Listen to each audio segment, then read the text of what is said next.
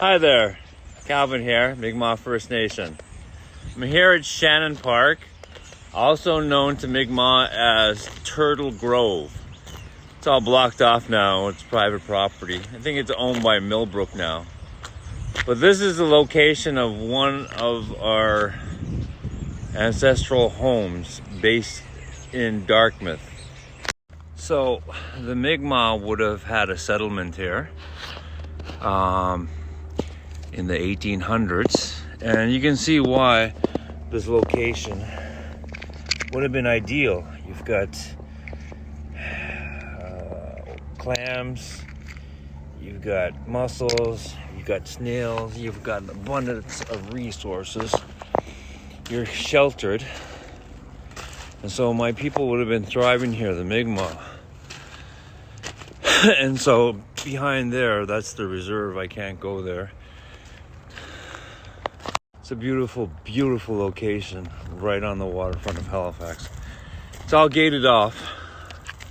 But the story goes, the Mi'kmaq that lived here were always harassed and intimidated and by the non-natives living in this area.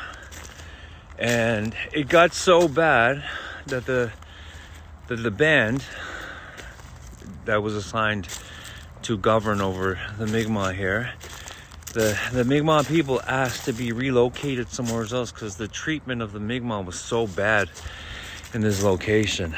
Nothing was done. Every plea that the Mi'kmaq made was ignored. And then, this is something you don't hear about. You hear about the Halifax explosion of 1917. How it destroyed Halifax. Well, it destroyed the Mi'kmaq. Nobody ever reports that. This whole community was flattened. The schools, the houses, the teepees, the wigwams, all of it was gone. And nothing was done to help those people out to rebuild their homes and to resettle, because the people of Halifax really wanted the Mi'kmaq out of this area.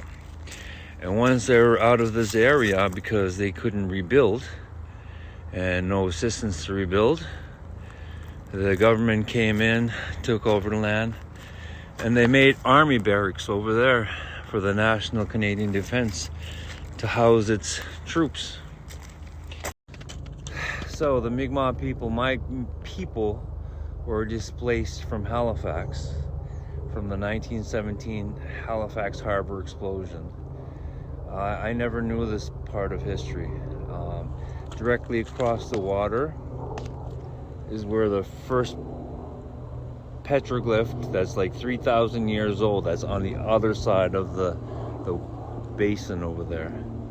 But 2021, Millbrook, I think, took this land and took it back from the Canadian government to establish a reserve here someday in memory of the people that used to live here. I look forward to seeing that day.